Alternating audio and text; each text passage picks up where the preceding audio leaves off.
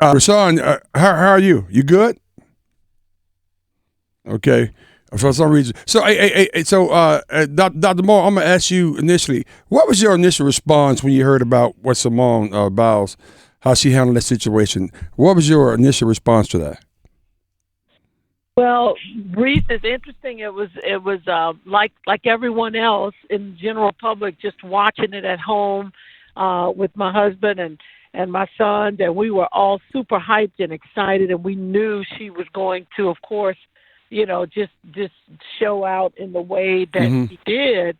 And remember, though, that first floor routine when she stepped out of bounds, we all just like, oh, wow, what happened? What happened? Mm-hmm. But immediately thought, like everyone else, well, she'll make up for it. She'll make up for it. But, looking back on it and everything that happened, you can kind of see that she was under duress and stress. And the more that I've looked into her story and just kind of, taking into consideration COVID and of course, even, unpacking the layers with dealing with the trauma and the whole USA gymnastics and the Larry Nassar sexual abuse. And she's the only Olympian or the only gymnast still competing that was one of the victims of the sexual abuse scandal with the USA gymnastics team doctor.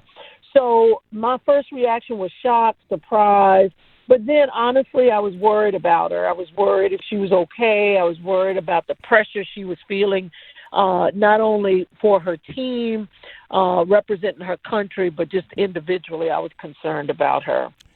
And we're talking with Dr. Tammie Moore, and we're talking about the conversation that's been going on about Simone, and now we're just kind of pivoting a little bit just to mental health. Dr. Moore, when like you said, you saw something was a little bit off kilter, a little bit off, didn't look like it normally looks. When athletes or individuals are going through things like that, talk about what it takes for them to just kind of stop and say, let me take a pause, and how much we should commend them for being able to do that.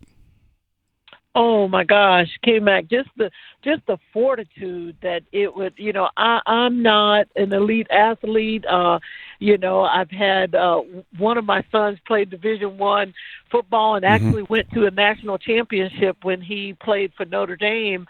So that psychological pressure, is so intense and so we can't imagine. I think about just in everyday life, you guys on the radio, me in my practice, or whether somebody's a CEO of a company or just a stay-at-home mom, a teacher, just everyday folks. Just because we get up, get dressed, get out the house, get our kids fed, we may be able to get that done, but it doesn't mean that we're psychologically well. And I think sometimes we get confused by, we show up and we do our job, so that means we're psychologically well, and that's not necessarily true. Some people get those things done and still feel sad and empty all the time. Wow. And especially, in our community, I'm just going to say I'm thinking about specifically in the African American community, that we get up, we get out, we do what we have to do.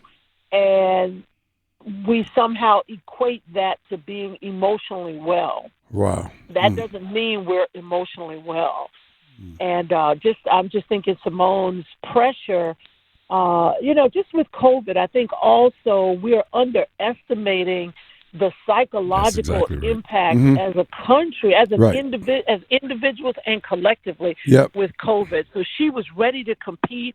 She was ready to get it done. She was still dealing with everything, and then it shut down. And so I think all of us are really going through, a psychological changes now. I think that's going to be the next pandemic, is people are going to realize that their mental health, again, is just as important, if not more, than their physical. Yeah, we're gonna bring in, because he's actually moving literally on the train. We're gonna bring in Rewshawn Miller right now. Rewshawn, who's a mental health change agent. Quickly, give us a condensed version of your story. I want to make sure people hear your story real quickly, if you can. And thank you for joining us, by the way. Oh, thank you for having me. Yeah, definitely. So with me understanding the psychological aspect that goes into playing the sport, I commend Miss Biles for her being able to take, the opportunity to take care of herself first.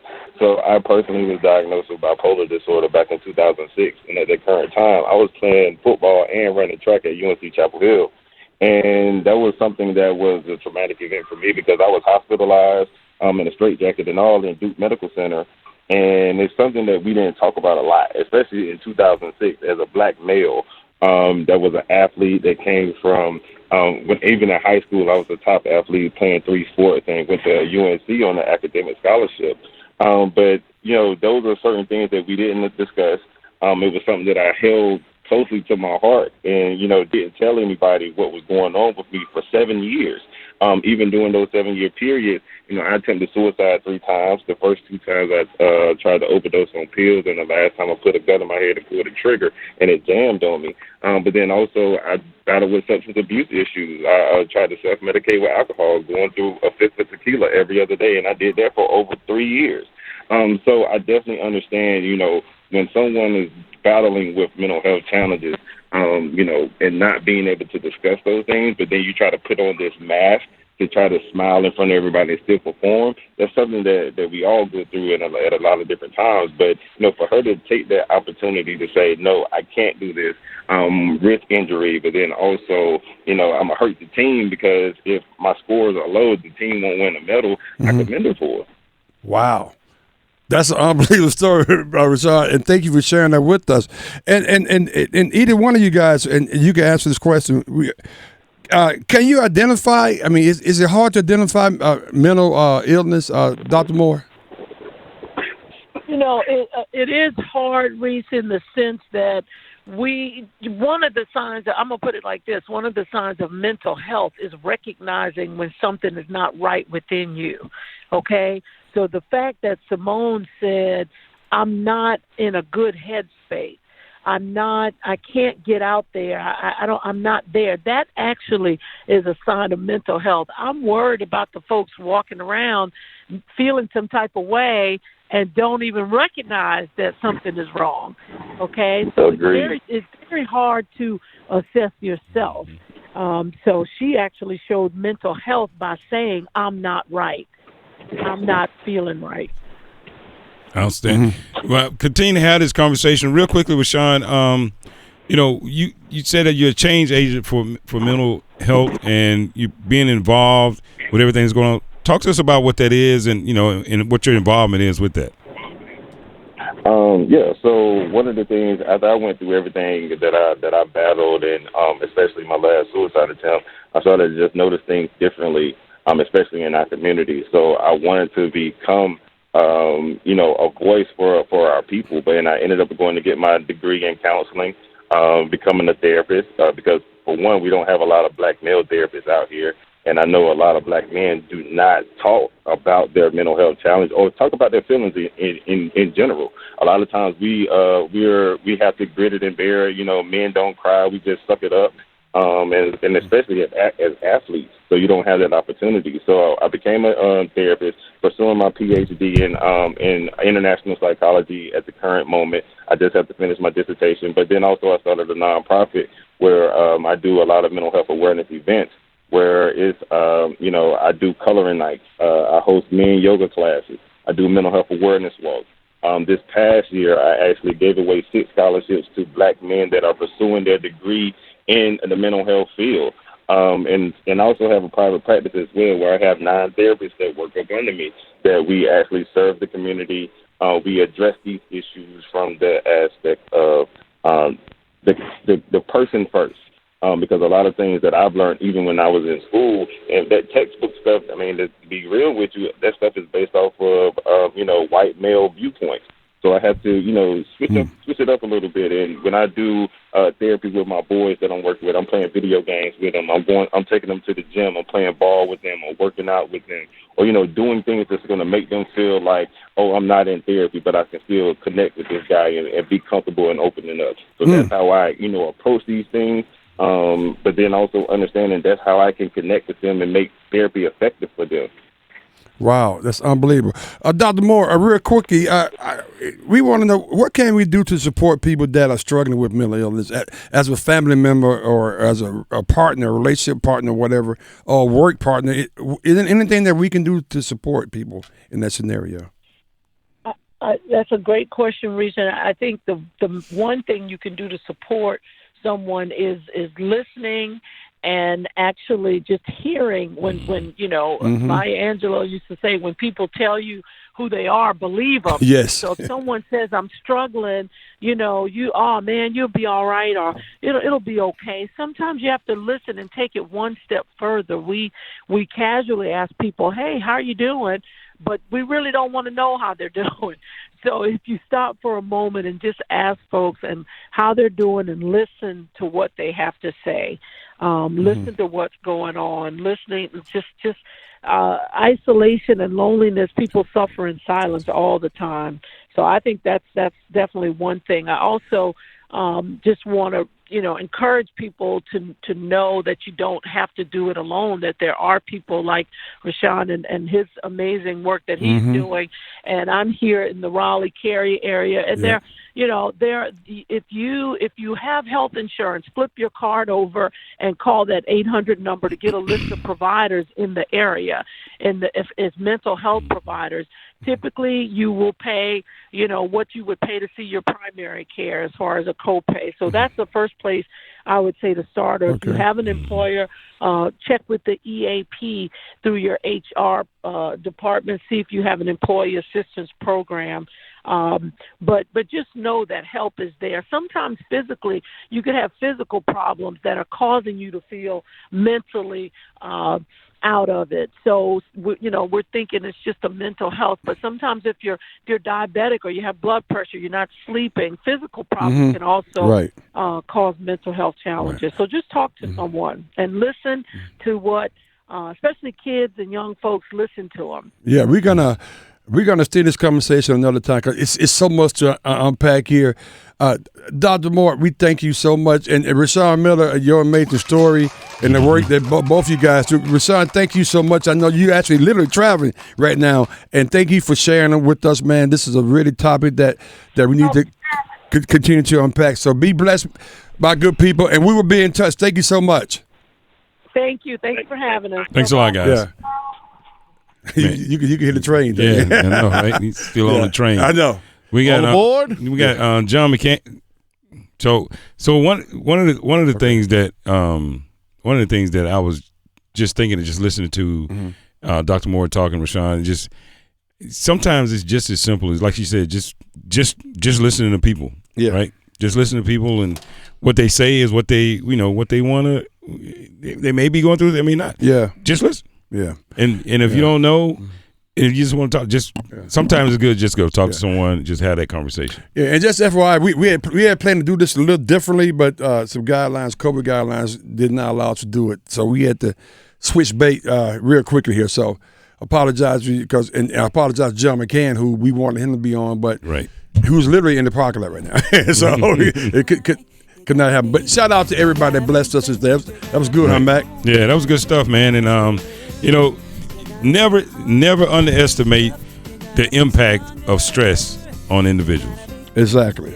Never do that, because you never know how it affects the person next to you. You never know how it affects your neighbor. And if someone says they're having a hard day, ask them how you can help. Good point. That's all I need you to do. And we'll leave it right there. Sports Shot Reach Game, man. The Adam Gold Show. The Carolina Hurricanes signed Tony DeAngelo. By the way, Tony DeAngelo, he's definitely been to Sirianni's. He's had the Mortadella. Yes. There's no question about that. Dougie Hamilton signed for $9 million with the Devils. Well, good for them. I texted a Devils fan last night and I said, enjoy Dougie. He's fun when he scores. Otherwise, The Adam Gold Show, weekdays starting at noon on 99.9 The Fan. The Law Offices of Gregory and R. Williams, PLLC, is here to serve your legal needs in the areas of personal injury, estate planning, civil litigation, and traffic matters. Whether you were injured through no fault of your own in an auto accident, or if you need to complete or update your will, your power of attorney, living will, or trust, or if you're injured through breach of contract, contact GRW Law, where we protect the injured and counsel the uninsured. You can reach us at 919-282-4696, or you can visit us on the web at grw-law.com. The 919 Beer Podcast is your go-to resource for the latest information impacting the craft beer scene in the Triangle and across the state. Join Adam Eschball and Wayne Holt of 919 Beer and me, Joe Ovius from The OG, every Saturday morning on Buzz Sports Radio from 8 until 9 a.m. You can also download the podcast and listen to it anytime from wherever you get your podcasts. It's the 919 Beer Podcast, presented by the House of Hops Bottle Shop with 24 beers on tap. Visit one of their 2 Raleigh locations on Glenwood Avenue and Wake Forest Road, or their location in Pittsboro. Mountain Dew Zero Sugar presents an original that's now maybe even better. Humpty Dumpty. Humpty Dumpty sat on a wall. Humpty Dumpty had a delicious Mountain Dew Zero Sugar with the same refreshing taste as the original, but with zero sugar. And all the king's horses, all the king's men couldn't get Humpty to try a different zero sugar soda again. Mountain Dew Zero Sugar. As good as the original, maybe even better. United States Deputy Sheriff's Association is a national nonprofit and America's largest non-governmental provider of services to law enforcement. USDSA assists city, county, state, and federal law enforcement agencies through our many varied programs, including free safety equipment donations, free officer survival training, cash donations, and condolence letters to the family of law enforcement officers who perished in the line of duty. USDSA also offers college scholarships for the dependent children of law enforcement, along with a citizen awareness program and thank you cards to law enforcement. These are just some of the ways United States Deputy Sheriff's Association assists America's law enforcement and the citizens they serve. For more information about United States Deputy Sheriff's Association or to see how you can help, visit www.usdeputy.org. United States Deputy Sheriff's Association, taking training to the next level because lives are on the line. My daughter is Marina. Marina has a rare form of children's eye cancer, retinoblastoma. Her doctor sent us to a specialist, and then the specialist sent us to St. Jude. Within the first couple weeks of us getting here, I was just so scared. I think the reality just hit me, and it kind of hit me all at once. I had started to cry, and her doctor came in, Dr. Brennan came in and just didn't even say anything, sat down beside me and hugged me and held me while I was literally sobbing. And she just said, "It's gonna be okay. We don't have to worry anymore. The treatment worked and we've saved her eye." This place has been such a blessing for us. There's no way we could have paid for treatment back home if we had to. We can come here and we can just solely focus on taking care of her and helping her heal. Finding cures, saving children. Learn more at stjude.org. Charlie died after taking a single pill that turned out to be counterfeit. He was having back issues, and it was a counterfeit poisonous pill. Websites and social media selling fake medicines may look legitimate, but they're not. Drugs from these rogue pharmacies could have fillers like sawdust or deadly fentanyl. He died in less than 15 minutes after taking the pill. Now there's a free tool that can give you peace of mind. At safe.pharmacy, enter the pharmacy web address and you'll know if the site you're using is safe. If you're not getting your prescriptions from a legitimate source, that next dose you take could be your last. We just don't want other people to go through what we're going through. It's just horrific. Go to safe.pharmacy. Find out about fake medicine on social media and if the site you're buying from is safe. WCMC HD2 Holly Springs, WRAL HD3 Raleigh. Your exclusive